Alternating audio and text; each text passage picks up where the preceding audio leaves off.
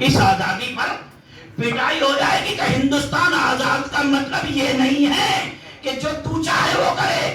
آزادی کا مطلب یہ ہے اس میں رہنے کے لیے تو آزاد ہے, چاہے یہاں رہے یا پاکستان رہے, یہاں رہے چاہے امریکہ چلا جا, مگر یہاں کی اگر نیشنلٹی لے کر تو نے رہنا شروع کیا ہے تو اب امریکہ کے قانون نہیں چلیں گے, یہاں کا قانون فالو کرنا پڑے گا.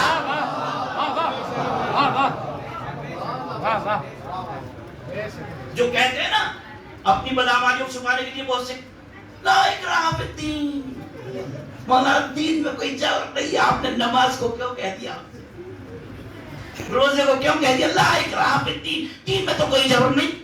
ارے اللہ کے اس ارشاد کو سمجھنے کی کوشش کر.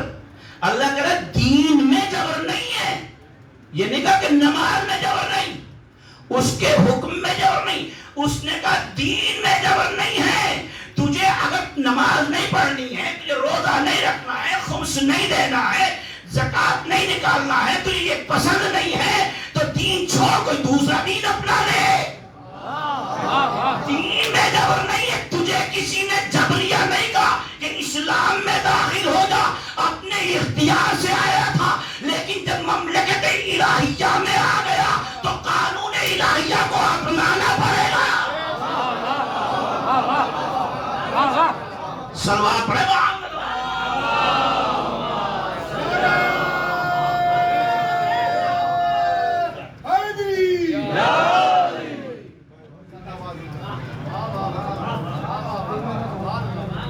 پھر قانون الہیہ کو اپنانا پڑے گا. یہ نہیں کہ دین اس کی انشاءاللہ کس دن تفسیر بیان کر دوں گا. تفسیر ایک دو اصل میں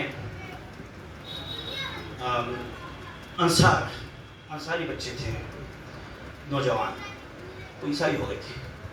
تو اس کے ماں باپ نے, ان بچوں کے ماں باپ نے دوسرے کو کیا تو رسول اللہ صلی اللہ علیہ وسلم نے فرمایا خبردار, تم نے کیوں ان کو مارا؟ کہا وہ عیسائی ہو گئے. میں کہا تو زبردستی لاؤ گے اسلام میں؟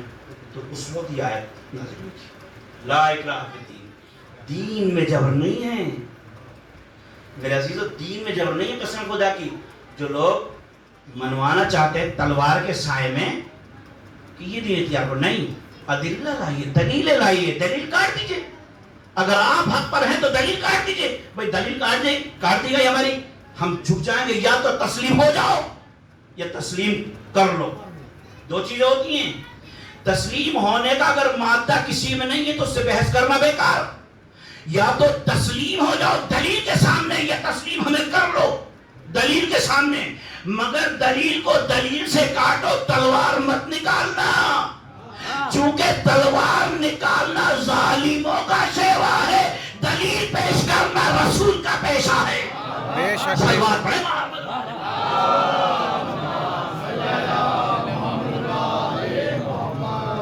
بات آ گئی تو ایک واقعہ سنا دیں, حالانکہ بھائی ٹائم بہت ہو چکا, کل سنا دیں گے.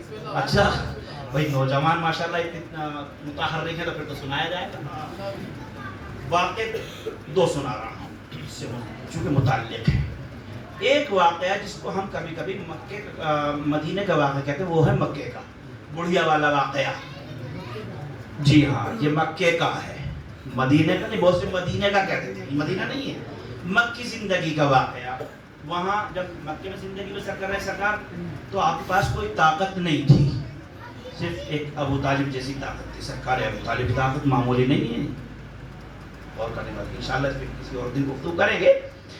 موقع اگر رہا, حالانکہ موقع بڑی تیزی سے گزر رہا ہے, کہتے ہیں رہ گئے بہت مختصر ہے.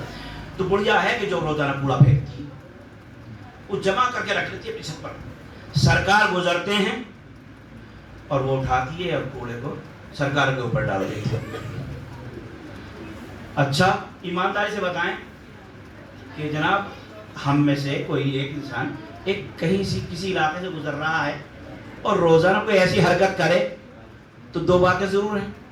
یا تو آپ راستہ چینج کریں گے, بھائی راستہ تبدیل کر دو. اگر شریف ہیں, کمزور ہیں, ناتواں ہیں, یا شرافت کا ٹھیک ہے تو آپ راستہ چینج کر سکتے ہیں. چلو بھائی اس راستے سے نہیں جائیں گے کہ یہاں بدتمیز رہتا ہے, دوسرے راستے چلے جائیں گے. لیکن سرکار نے یہ بھی نہیں کیا. دوسرا طریقہ یہ ہے کہ اس سے پھر الجھ بیٹھے. سرکار کی شان کے خلاف ہے. کیوں؟ اس لیے کہ آپ کے اخلاق پر سند ہے قرآن کی. انک لعلی خلق عظیم، اے میرے حبیب تو خلق عظیم پر فائز ہے. جو خلق عظیم پر فائز ہو، کسی سے جھگڑا نہیں کرتا، کسی سے لڑا نہیں کرتا. بھائی توجہ چاہ رہا ہوں، آپ کا اخلاق یہ کہتا ہے کہ اگر اخلاقیات اسلامی یہ کہتے ہیں کہ اگر تمہارے گھر کوئی آ جائے، مخالف بھی آ جائے، تو گھر سے بھگایا نہیں جاتا. میں توجہ چاہ رہا ہوں، گھر سے بھگایا نہیں جاتا، بلکہ اس کو جگہ دی جاتی ہے. بولو چاہے دشمن تھا مگر نہیں بھگایا جائے گا.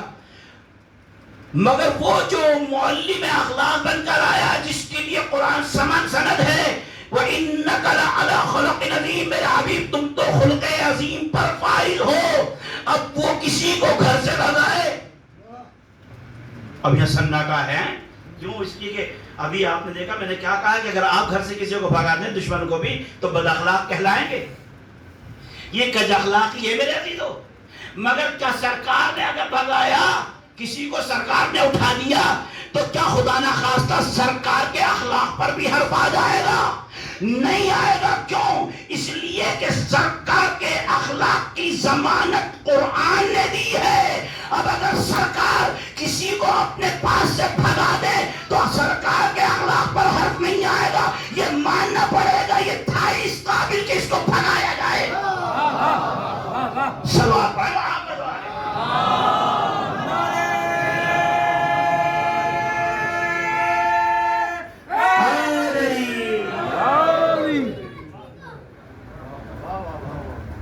روزانہ گزرتے ہیں. چلیے وہی جو ایک اصول دیا ہے وہی اصول سرکار کی بارگاہ میں چلیں اور پیش کرتے ہیں. سرکار کی بارگاہ بے کس پناہ میں پہنچے کہ سرکار یہ کیا روزانہ کوڑا پھینک رہا ہے آپ کے اوپر. جنگ و جدل تو آپ کریں گے نہیں، ہمیں معلوم ہے. ایسے لڑائی نہیں کریں گے خواتین سے، آپ بااخلاق ہیں. تو سرکار راستہ بدل دیجئے. آواز آئے گی میں راستہ بدلنے کے لیے نہیں آیا ہوں. میں اپنا راستہ کیوں بدلوں؟ راستہ تو اس کو بدلنا پڑے گا. اس کو راستے پر لانا ہے. مجھے اللہ نے یہ نہیں سکھایا کہ میں راستہ بدل دوں، بلکہ بھٹکے ہوا کو راستے پر لانا میرا کام ہے.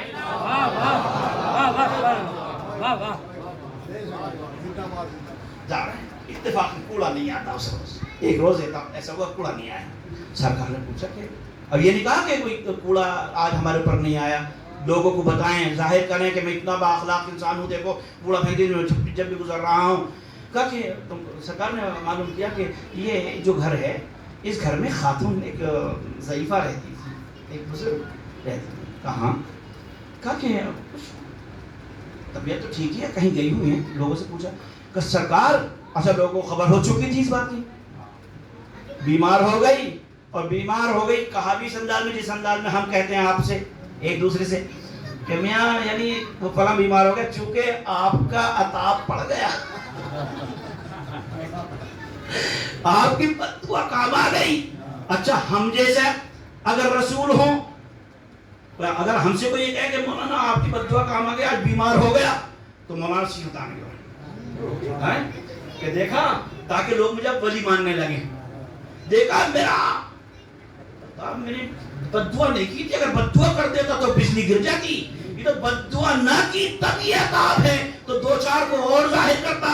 لیکن سرکار نے بالکل ایسا نہیں کیا. قسم خدا کی جیسے پتہ چلا بیمار ہے سرکار فوراً دروازے پر گئے.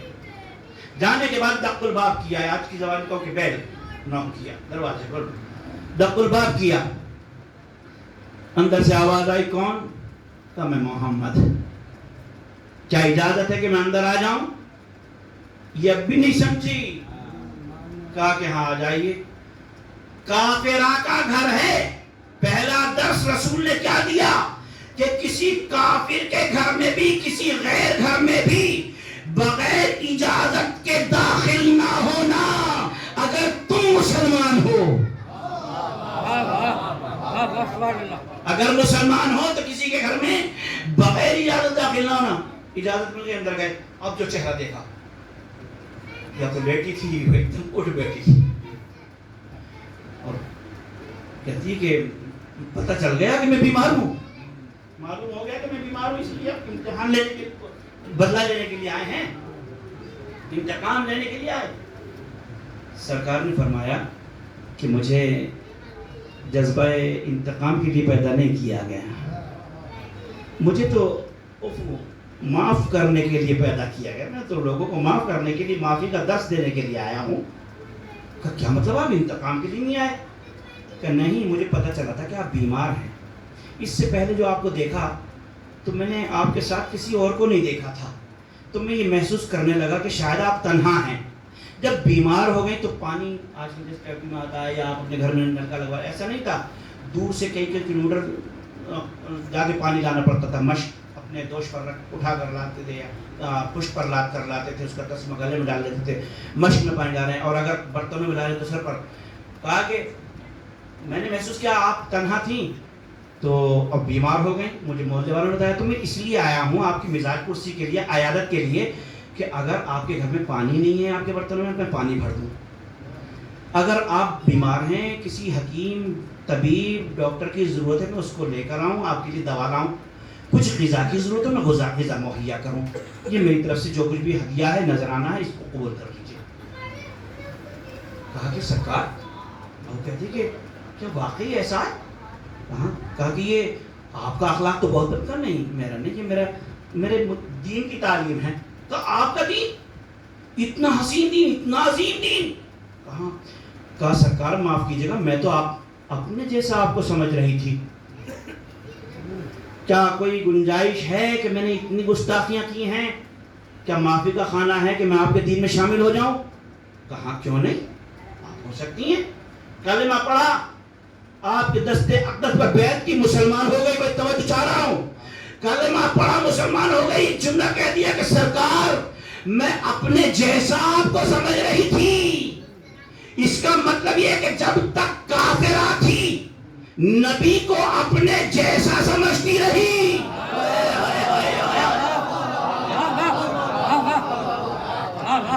اور میری بات کو اشاروں میں سمجھ لیا کریں آپ، اتنا کافی ہے. جب تک کافرہ تھی نبی کو اپنے جیسا سمجھتی رہی. اس کا مطلب یہ ہے کہ وہ لوگ سمجھتے تھے کافر کا مزاج یہ ہے کہ نبی کو اپنے جیسا سمجھتا ہے. مسلمان ہو گئی، اب سمجھ گئے کہ یہ مجھ جیسے نہیں ہیں. اب اس کو دائرہ اسلام سمجھیے، یہاں تک تو بات صحیح ہے.